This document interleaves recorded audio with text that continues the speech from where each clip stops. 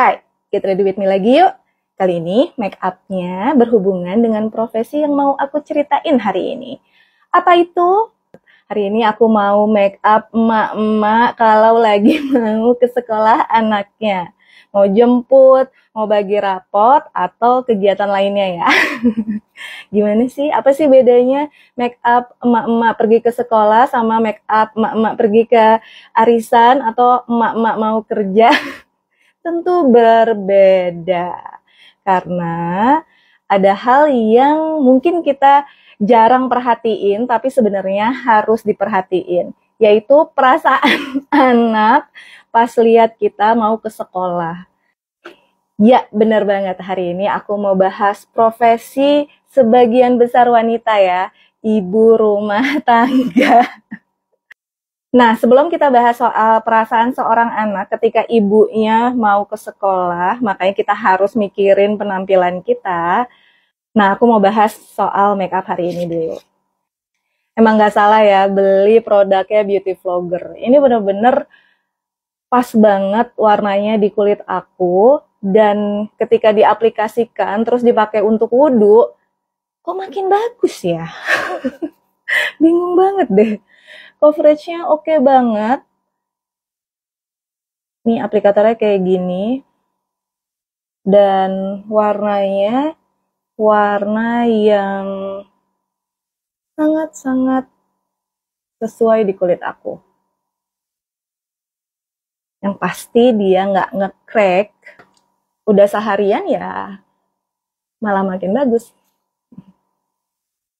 Nah, mengapa sih kita harus memperhatikan penampilan kita, terutama make up, ketika datang ke sekolah anak? Entah ya, ini dilakuin sama emak-emak yang lain atau cuman aku aja, tapi biasanya sebelum ke sekolah, aku malamnya kan pilih-pilih baju ya. Terus aku tanya pendapat anak-anak. Ibu kalau pakai baju ini gimana? Boleh nggak? Gitu. Nah, biasanya yang nomor 3 yang suka komplain, ibu kalau boleh warnanya kalau ke sekolah aku jangan yang mencolok dan menarik perhatian, warna-warna netral aja, kayak hitam, putih, ya mungkin ini ya coklat tua, jangan warna-warna gonjreng gitu. Tapi kebetulan aku juga nggak punya warna-warna gonjreng sih, kecuali fuchsia sama lime gitu. Nah, aku nggak suka kalau aku terlalu banyak diperhatiin sama orang karena penampilanku. Jadi, aku nurut aja daripada anaknya malu, ya kan? Nah, soal make up juga begitu. Setelah make up, aku juga tanya lagi ke anakku, ini gimana make up ibu? Iya, jangan pakai yang mengkilat-mengkilat ya bu, maksudnya highlighter kayaknya. Ya udah, aku juga nggak pernah pakai jadinya. Benar-benar yang sangat-sangat netral. Semua itu kan harus dikomunikasiin ya sama anak. Kadang-kadang aku juga suka lupa kalau ada hal-hal yang harus ditanyakan dulu gitu. Gak bisa seenaknya juga. Hari ini mau pakai baju sesuai yang kita pengen, tapi ternyata nggak cocok atau nggak sesuai dengan perasaan. Anakku kan laki-laki semuanya, jadi yang pasti kita harus siap diatur.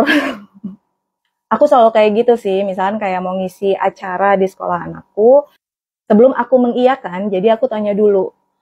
Kan biasa ya kalau lagi remaja, SMA gitu, baru-baru masuk gitu kan, suka ledek-ledekan orang tua.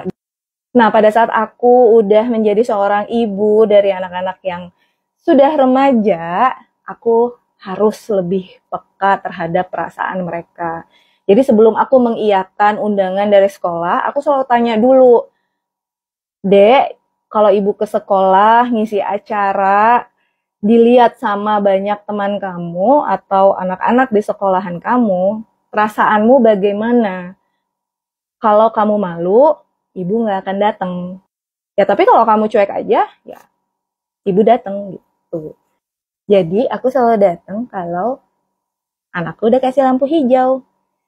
Gitu. Jadi ya nggak bisa ini sendiri ya, nggak bisa memutuskan sendiri ketika anak-anak udah remaja. Nah, begitulah profesi seorang ibu rumah tangga yang kalau kondisiku kan aku double ya gitu. Jadi aku kerja juga, tapi juga jadi ibu rumah tangga. Karena kan kerjaanku sangat-sangat fleksibel. Kalau lagi sibuk ya sibuk terus gitu ya. Bisa nggak pulang-pulang malah gitu. Tapi kalau lagi nggak sibuk juga banyak waktu di rumahnya. Dan walaupun sambil kerja juga di rumah, tapi ya tetap harus ngerjain kewajibanku sebagai ibu rumah tangga. Terus repot nggak sih ya kerja, ya jadi ibu rumah tangga. Ya istilah anak zaman sekarang, kalau bisa repot, kenapa harus nggak repot?